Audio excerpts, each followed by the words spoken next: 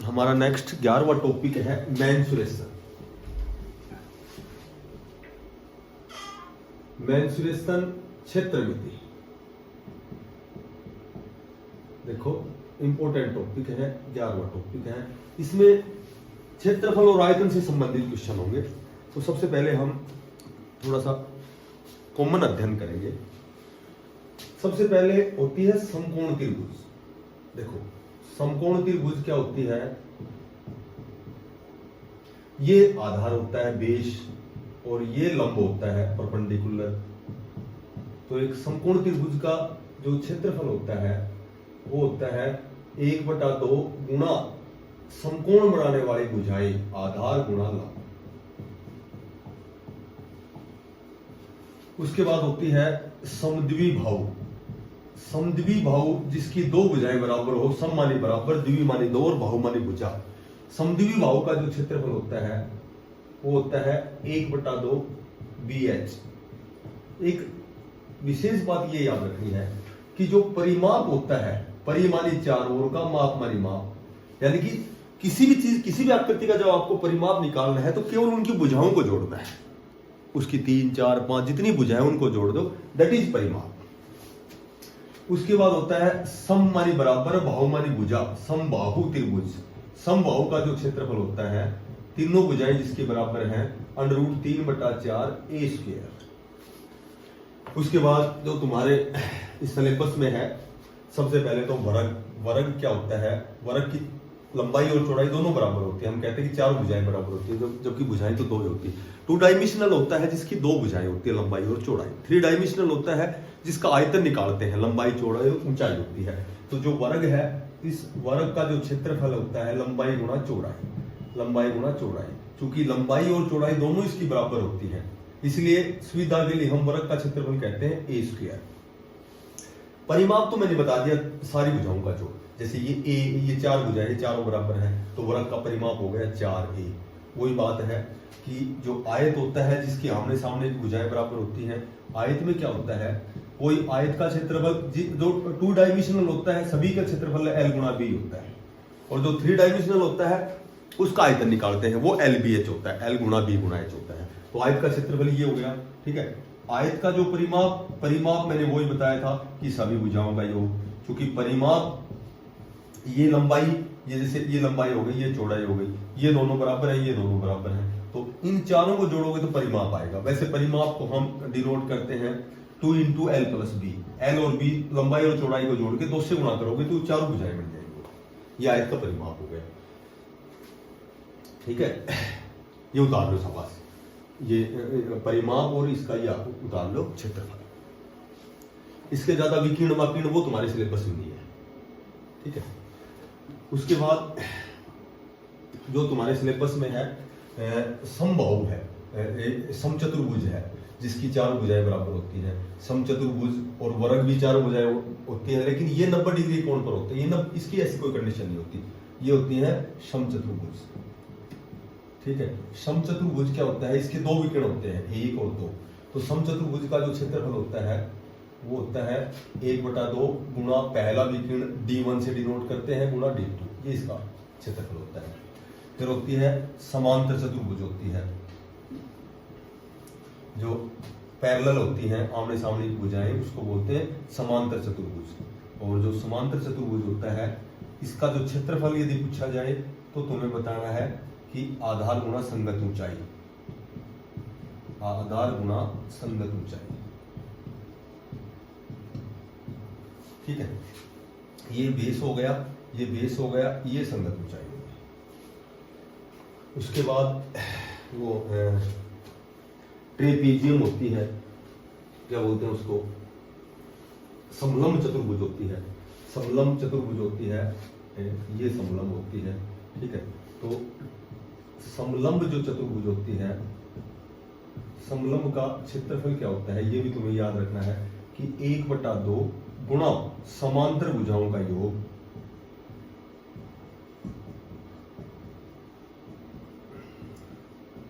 समांतर भुजाओं का योग और गुणा होती है बीच की दूरी, गुणा बीच की दूरी 1/2 गुणा समांतर भुजाओं का योग और गुणा बीच की दूरी, ये समलम होती है। ठीक है, उसके बाद पहले तो ये उतार लो, समलम का क्षेत्रफल, ठीक है, आयत का क्षेत्रफल, आयत का परिमाप, वर्ग का क्षेत्रफल, वर्ग का परिमाप, उसके बाद समांतर चतुर्भुज का क्षेत्रफल आधार गुणा संगत ऊंचाई, उसके बाद समचतुर्भुज का क्षेत्रफल 1/2 गुणा d1 गुणा d2। उसके बाद 3 डायमेंशनल भी होती हैं।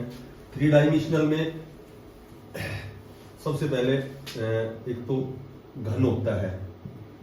घन जो होता है वो चाक के डब्बे का आकार, तीनों भुजाएं बराबर होती है, घन को चाक का डिब्बा कह सकते हैं। और उसके बाद फिर होता है घनाभ।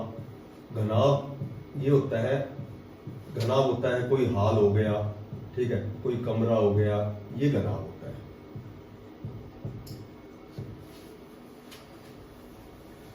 ये इनके आयतन निकलते हैं, जिनकी लंबाई चौड़ाई और ऊंचाई होती है ना, इनके आयतन निकलते हैं। देख सुनो, जो घन होता है, घन का आयतन चूंकि लंबाई गुणा चौड़ाई गुणा ऊंचाई होती है, चूंकि तीनों भुजाएं बराबर होती हैं, इसलिए हम एक ही तीन लिखते हैं इसको, ये घन मीटर में होता है। और जो घनाभ का आयतन होता है, घनाभ का जो आयतन होता है ये 3 डायमेंशनल है, लंबाई गुणा चौड़ाई गुणा ऊंचाई होता है। ठीक है, घन का वक्र पृष्ठ पूछा जाए, वक्र पृष्ठ क्षेत्रफल पूछा जाए तो ये क्षेत्रफल होता है 4a²। इसका वक्र पृष्ठ पूछा जाए, घनाभ का वक्र पृष्ठ कह सकते हो, और या फिर 4 दीवारी का क्षेत्रफल, दोनों एक ही बात है, 4 दीवारी का क्षेत्रफल। तो ये होता है 2 × ऊंचाई और l+b। एक घन का टोटल सरफेस एरिया, संपूर्ण पृष्ठ क्षेत्रफल पूछा जाए तो संपूर्ण पृष्ठ क्षेत्रफल होता है, ये होता है 6a²। इसमें एक घन में 6 वर्ग होते हैं और एक वर्ग का क्षेत्रफल a², तो 6 वर्गों का क्षेत्रफल 6a², ये टोटल सरफेस एरिया होता है इसका। और इसका संपूर्ण पृष्ठ क्षेत्रफल, इसका यदि संपूर्ण पृष्ठ क्षेत्रफल पूछा जाए तो तुम्हें याद रखना है 2 × lb + bh और प्लस hl, ये इसका संपूर्ण होता है। उसके बाद यदि कोई सिलेंडर बेलन है कोई, तो ये r होती है, ये h होती है। तो बेलन का आयतन यदि पूछा जाए, बेलन का आयतन होता है πr²h, क्योंकि वर्त का क्षेत्रफल, जो वर्त होता है, वर्त का जो क्षेत्रफल होता है, वर्त का क्षेत्रफल होता है, ये होता है πr², और ये h से जोड़ा गया है, ठीक है, इसलिए इसको h से गुणा करती है। वर्त के क्षेत्रफल को h से गुणा करते हैं, बेलन का आयतन बन जाता है। वर्त की जो परिधि होती है, वो होती है 2πr, और बेलन का जो वक्र पृष्ठ होता है, सरफेस एरिया होता है, वक्र पृष्ठ जो क्षेत्रफल होता है, ये होता है 2πrh। तो इसकी परिधि को h से गुणा करोगे, वर्त की परिधि को h से गुणा करते हैं, ये बेलन का वक्र पृष्ठ बन जाता है। ठीक है, उसके बाद इसका यदि संपूर्ण पृष्ठ पूछे जाए, संपूर्ण पृष्ठ क्षेत्रफल, तो इसका संपूर्ण पृष्ठ क्षेत्रफल होता है 2πr और r+h। उसी तरह कोण होता है, कोण होता है शंकु, ये शंकु होता है। तो शंकु का यदि, चूंकि तुम्हारे सिलेबस में शंकु नहीं है, तो शंकु का आयतन, जो भी एक बेलन में 3 शंकु होते हैं, तो जो बेलन का आयतन होता है πr²h, यदि इसको 3 से भाग दोगे तो ये शंकु का आयतन हो जाएगा। शंकु का वक्र पृष्ठ क्षेत्रफल यदि पूछा जाए, वक्र पृष्ठ क्षेत्रफल, तो ये πrl होता है। शंकु का यदि संपूर्ण पूछा जाए तो πr और r+l होता है। ये उतारो सूत्र, ये तुम्हारे सिलेबस में है। ये शंकु तो शायद नहीं है तुम्हारे टॉपिक में, ठीक है, गोला भी नहीं है, स्फेयर भी नहीं है, सिर्फ उसमें घन, घनाभ और ये बेलन, बस ये 3 चीज है। ये तीनों के सूत्र उतार लो। घन, घनाभ की लंबाई चौड़ाई ऊंचाई अलग अलग होती है, कोई कमरा होता है, कोई होल होता है, ये चाक का डब्बा होता है जिसकी लंबाई चौड़ाई ऊंचाई बराबर होती है, इसका आयतन 1/3 होता है, ये lbh होता है, ये वक्र पृष्ठ 4a²। और घन है ना, घन का यदि विकिरण पूछा जाता है, एक घन का विकिरण यदि पूछा जाए तो √3a होता है, और यदि घनाभ का विकर्ण पूछा जाता है या फिर बड़े से बड़े छड़ की लंबाई या फिर बड़े से बड़े बांस की लंबाई, तो ये होता है एल स्क्वायर जमा बी स्क्वायर जमा एच स्क्वायर। शायद ये भी तुम्हारे सिलेबस में नहीं है, सिर्फ यही है आयतन और वक्र पृष्ठ और संपूर्ण पृष्ठ। ठीक है, ये तो है तुम्हारे सिलेबस में। एक ये बेलन का आयतन भी है, वक्र पृष्ठ भी है, बाकी जो भी आएगा आगे और बताता रहूंगा। ये सूत्र पहले उतार लो इनके, फिर एक्सरसाइज शुरू करते हैं।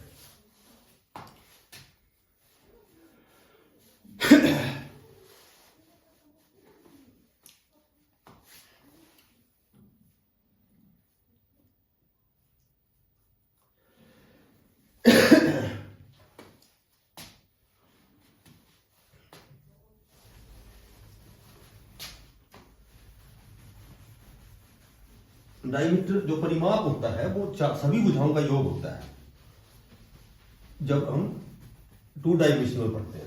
तो अब देखो एक्सरसाइज 11.1, ठीक है, क्योंकि इसकी रकम है ना बड़ी बड़ी है, तो मैं थोड़ा सा बोल के ज्यादा कराऊंगा तुम्हें।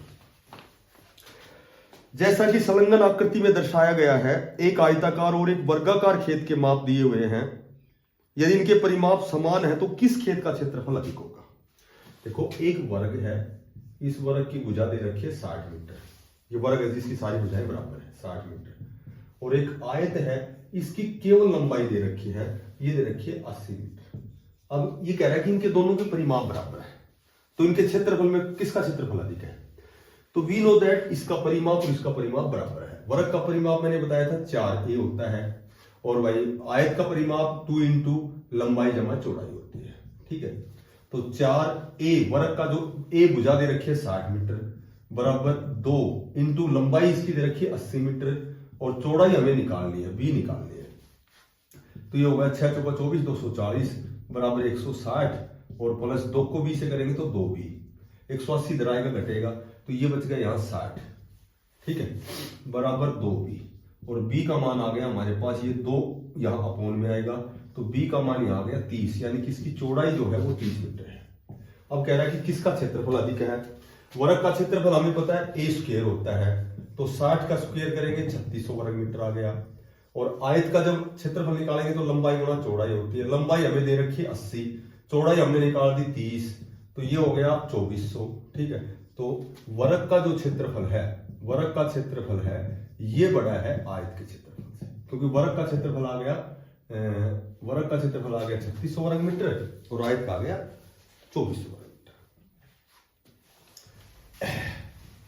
क्वेश्चन नंबर 2 देखो, दूसरे क्वेश्चन में श्रीमती कौशिक के पास चित्र में दर्शाए गए मापों वाला एक वर्गाकार प्लाट है। वह प्लाट के बीच में एक घर बनाना चाहती है। घर के चारों ओर एक बगीचा विकसित किया गया है। 55 रुपए प्रति वर्ग मीटर की दर से इस बगीचे को विकसित करने का व्यय क्या होगा? देखो ये एक वर्गाकार है, इसके पास एक वर्गाकार ये प्लाट है। ठीक है, इसमें एक घर बनाया गया है और ये बगीचा बनाया गया, चारों ओर एक बगीचा। ठीक है, ओके। अब देखो ये जो वर्गाकार है ये 25 मीटर का है, ये भी 25 मीटर का है। ठीक है, अब जो घर बना रखा है इसने, ये जो घर बना रखा है ये 20 मीटर लंबा है और 15 मीटर चौड़ा है। तो अब ये कह रहा है कि घर के चारों ओर एक बगीचा विकसित किया गया है, ये बगीचा है। ठीक है, इनके घर और प्लाट के बीच में, बिल्कुल सही है। अब ये कह रहा है कि इस बगीचे पर खर्च किया गया है 55 रुपए प्रति वर्ग मीटर की दर से। तो सबसे पहले हमें इस बगीचे का क्षेत्रफल निकालना है। देखो बगीचे का जो क्षेत्रफल है वो कैसे निकालेंगे? बगीचे का क्षेत्रफल, जब प्लाट का जो क्षेत्रफल है इसमें से घर का क्षेत्रफल घटाएंगे, तो ये आ जाएगा बगीचे का बीच वाले का क्षेत्रफल। अब प्लाट का क्षेत्रफल, प्लाट चूंकि वर्गाकार है तो वर्ग का क्षेत्रफल क्या होता है? ए स्क्वायर होता है। ठीक है, और घर है ये आयताकार में है, इसका क्षेत्रफल हो गया लंबाई गुणा चौड़ाई हो गया। तो ए क्या हमारे पास 25 है, 25 का वर्ग 625 हो गया, और लंबाई गुणा चौड़ाई 15 को 20 से गुणा करेंगे, लंबाई 20 चौड़ाई 15, 300 ये हो गया और 625 ये हो गया। तो मोटी बात ये है कि जो बगीचे का क्षेत्रफल आ गया, बगीचे का क्षेत्रफल हमने निकाल दिया कि टोटल जो प्लॉट है इसका क्षेत्रफल 625 है और ये जो घर आयताकार है इसका क्षेत्रफल 300 है, तो ये बच गया 325 वर्ग मीटर। और मोटी बात ये कहता है, क्वेश्चन कह रहा है कि जो बगीचा बनाया है इस पर 1 वर्ग जो मीटर है इस पर खर्चा हो गया 55 रुपए। तो 325 वर्ग मीटर का खर्चा निकालेंगे तो इसको 55 से गुणा कर देंगे, दैट इज आंसर। ठीक है।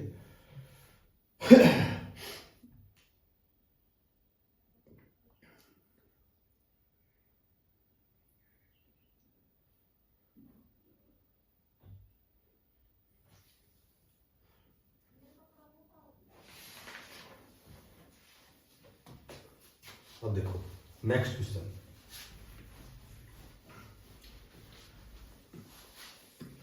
नेक्स्ट क्वेश्चन है कि फर्श बनाने के लिए उपयोग की जाने वाली एक टाइल का आकार समांतर चतुर्भुज का है जिसका आधार 24 सेंटीमीटर और संगत ऊंचाई 10 सेंटीमीटर है। 1080 वर्ग मीटर क्षेत्रफल के इस फर्श को ढकने के लिए ऐसी कितनी टाइलों की आवश्यकता होगी? सीधी सी बात है, जो फर्श है, फर्श का जो एरिया है, क्वेश्चन नंबर 4, फर्श का जो एरिया है, क्षेत्रफल है, ये 1080 वर्ग मीटर है। ठीक है, ये तो फर्श का क्षेत्रफल हो गया। अब ये जो फर्श है इस पर जैसे ये इस तरह की टाइल है समानांतर चतुर्भुज के आकार की, इस तरह की टाइल है। तो एक जो टाइल है ये टाइल समानांतर है, ये समानांतर चतुर्भुज के आकार की एक टाइल है। और अब इसमें क्या दे रखा है, इस टाइल का जो आधार है वो बराबर 24 सेंटीमीटर है। ओके। और भाई साहब इसकी जो संगत ऊंचाई है ये दे रखी है हमें 10 सेंटीमीटर। तो सबसे पहले तो जो एक टाइल है इसका क्षेत्रफल निकालेंगे, और समानांतर चतुर्भुज का क्षेत्रफल होता है आधार गुना संगत ऊंचाई, यानी कि 240 वर्ग सेंटीमीटर। एक टाइल का एरिया निकल गया। तो अब कितनी टाइल लगेंगी, तो टाइलों की संख्या निकालेंगे। टाइलों की संख्या कैसे निकालेंगे, टाइलों की संख्या निकालेंगे कि जो फर्श का क्षेत्रफल है इसमें एक टाइल का क्षेत्रफल है उसका भाग देंगे, टोटल टाइलों की संख्या निकालेंगे। फर्श का क्षेत्रफल 1080 है, ठीक है, और जो इसका एक टाइल का क्षेत्रफल 240 वर्ग सेंटीमीटर है। देखो ये मीटर है और ये सेंटीमीटर है, तो 1 मीटर में बराबर 100 सेंटीमीटर होते हैं। तो या तो ये जो मीटर है इसको हम सेंटीमीटर बनाएंगे, तो इसको गुना 100 से गुना करेंगे, छोटी इकाई बनाएंगे, तो दैट इज आंसर। ये आ जाएगी टाइलों की संख्या। ठीक है।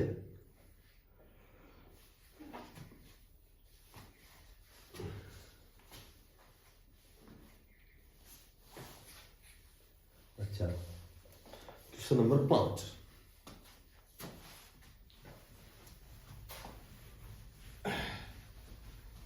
पांचवा क्वेश्चन दिया गया है कि एक चिट्टी किसी फर्श पर बिखरे हुए विभिन्न आकारों के भोज्य पदार्थों के टुकड़ों को चारों ओर घूम रही है।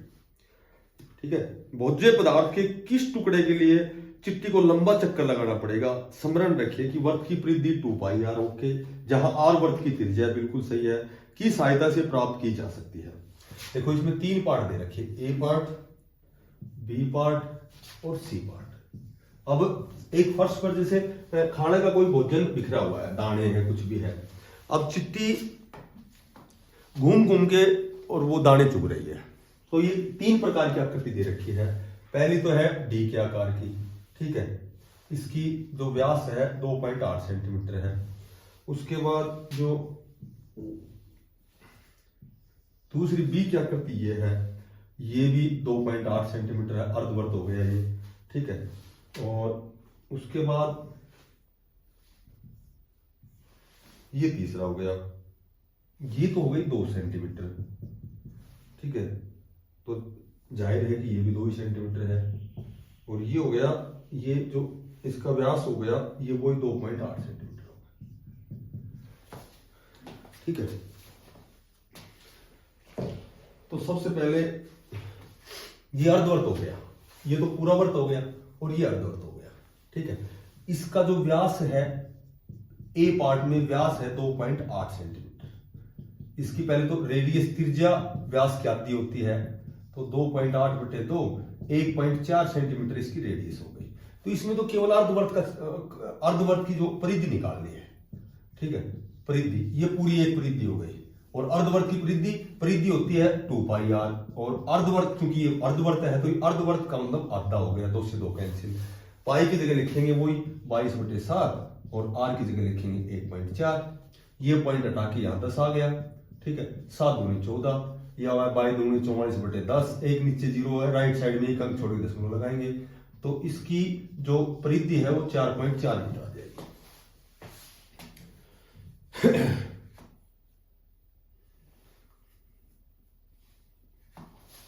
ठीक है, अच्छा। और ये जो दे रखी है, ये दे रखी है 1.5 सेंटीमीटर। अब ये बी पार्ट निकालेंगे, तो इसमें बी पार्ट में वही व्यास तो दे दिया 2.8, तो रेडियस तो वही 1.4 हो गई। तो पहले तो इस अर्धवर्त की परिधि निकालेंगे, चिट्ठी द्वारा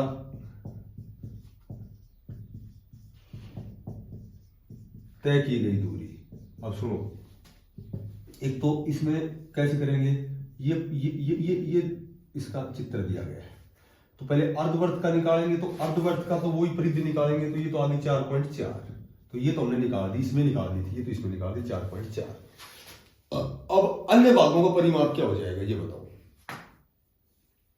अन्य भागों का परिमाप ये हो जाएगा कि ये अन्य भागों का परिमाप निकालेंगे, तो एक तो ये पूरा है 2.8, ठीक है, प्लस मैंने बताया सभी भुजाओं को जोड़ेंगे, ये है 1.5 और प्लस ये बराबर है दोनों, ये भी कितनी है 1.5, और जब इनको जोड़ेंगे तो ये चिट्ठी द्वारा तय की गई दूरी आ जाएगी।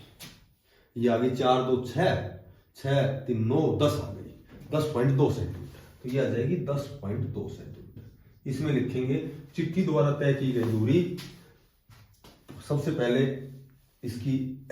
इसका अर्थ परिमाप, ठीक है, फिर ये भुजा इन तीनों को जोड़ देंगे, ठीक है। ये तो हमने निकाल दिया। अब ये 2.8 है तो ये भी 2.8 है, तो ये भुजा जोड़ेंगे, ये जोड़ेंगे और ये जोड़ेंगे, ये शेष भाग हो गया। शेष भाग में तय की गई दूरी प्लस ये अर्थ परिमाप, ये 4.4 में निकाल दिया, ठीक है। और अब तीसरे भाग में वही क्या करेंगे कि इसमें क्या करेंगे, इसमें कितनी दूरी तय करेगी, ये व्यास हो गया, तो वही रेडियस, तो इसमें वही आ गई, त्रिज्या आ गई 1.4 सेंटीमीटर। तो सबसे पहले तो इसका है ना, ये अर्ध परिमाप हो गया, पहले इस अर्ध परिमाप की परिधि निकालेंगे, ठीक है। इसकी अर्ध परिमाप में ये अर्ध परिधि हो गई, तो ये तो हमने 4.4 निकाल रखी है, प्लस ये और ये, तो 2 और 2 4, तो ये आ जाएगा 8.4। इसमें केवल ये बताना है कि दूरी कितनी तय करता है।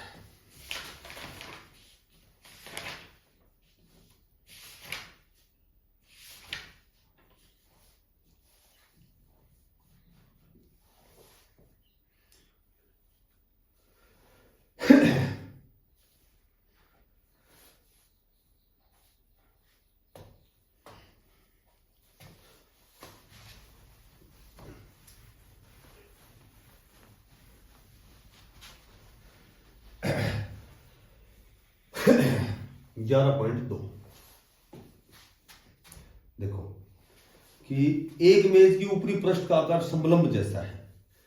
यदि इसकी समांतर भुजाएं 1 मीटर और 1.2 मीटर है तथा इन समांतर भुजाओं के बीच की दूरी 0.8 मीटर है, तो इसका क्षेत्रफल क्या होगा। ये तो सिंपल सी बात दे रखी है। मैंने बताया था कि जो ट्रेपीजियम होती है, जो समलंब चतुर्भुज होती है, इसका क्षेत्रफल मैंने बताया था, इसका क्षेत्रफल होता है 1/2 गुणा समांतर भुजाओं का योग, समांतर भुजाएं ये और ये, समांतर भुजाओं का योग, और गुणा क्या करेंगे, गुणा इसके बीच की दूरी। देखो अब क्वेश्चन में दे रखा है, पहला क्वेश्चन दे रखा है कि इसकी एक भुजा 1 मीटर, एक तो 1 मीटर है, ठीक है, और 1.2 मीटर है, और इनके बीच की दूरी दे रखी है, बीच की दूरी 0.8 मीटर दे रखी है। अब इसका क्षेत्रफल निकालना है, पहला क्वेश्चन यही है। तो वही 1/2 और समांतर भुजाएं जोड़ेंगे, 1 मीटर में 1.2 मीटर जोड़ेंगे तो 2.2 मीटर ये हो गई, और बीच की दूरी 0.8 मीटर हो गई। तो यहाँ राइट हैंड की तरफ एक अंक है, इसके अपोन में 10 कर सकते हो। यहाँ भी एक अंक 10 है तो यहाँ भी 10 आ सकता है। आ सकता क्या आएगा ही, 2 चौका 8, ऊपर तो आ गया 22 चौका 88 और नीचे आ गया 10 250।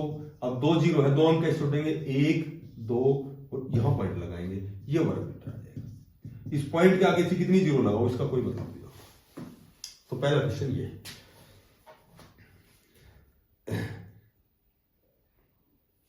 इस एक्सरसाइज में 11.2 में समांतर, समलंब और समचतुर्भुज, इनसे रिलेटेड क्वेश्चन है सारे। ठीक है, तो मैं एक बार इन तीनों को फिर लिख देता हूं कि जो समचतुर्भुज होता है, समचतुर्भुज होती है उसका जो क्षेत्रफल होता है 1/2 गुणा पहला विकर्ण गुणा दूसरा विकर्ण, ये होता है गुणा डिट्टो। उसके बाद जो समांतर चतुर्भुज होती है, समांतर चतुर्भुज का क्षेत्रफल होता है ये होता है आधार गुणा संगत ऊंचाई। और उसके बाद जो समलंब चतुर्भुज होती है, समलंब चतुर्भुज का जो क्षेत्रफल होता है ये होता है 1/2 गुणा समांतर भुजाओं का योग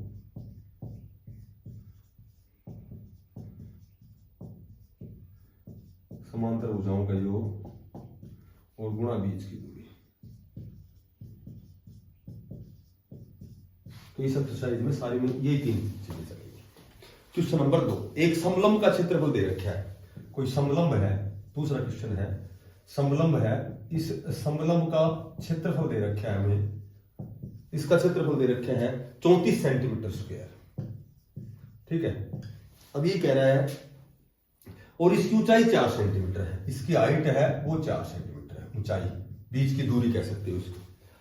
समांतर भुजाओं में से एक की 10 सेंटीमीटर लंबाई है, जो समांतर भुजाएं हैं इसकी एक की तो 10 सेंटीमीटर है, और जो दूसरी है, दूसरी समांतर भुजा इसकी निकालनी है हमें। चले ये सूत्र हमें याद है। ठीक है, 1/2 और गुणा समांतर भुजाओं का योग, यानी कि एक 10 है, दूसरी निकालनी उसको x मान लो, बीच की दूरी दे रखी है 4 सेंटीमीटर, बराबर क्षेत्रफल दे रखे हैं 34। इस क्षेत्रफल को इस सूत्र के बराबर रखना है बस। ये आ गया, ये 1/2 है, ये इधर जाके 2 मल्टीप्लाई हो जाएगा क्योंकि 2 अपोन में है। या 4 को 10 से करोगे 10 होगा 40, 4 को 1 से करोगे 4x और बराबर 34 दूनी 68 और 4x 40 उधर जाएंगे घटेंगे बराबर 28, x बराबर 7। तो ये जो दूसरी भुजा आ गई, ये समांतर जो दूसरी भुजा निकालनी है ये 7 सेंटीमीटर।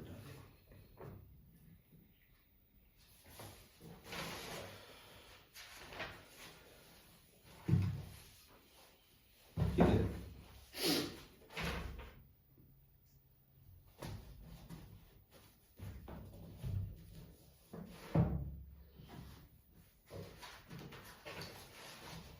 क्वेश्चन दे रखे हैं तीसरा क्वेश्चन कि एक समलंब आकार का खेत है ABCD। चौथा क्वेश्चन है वही समलंब के ऊपर है।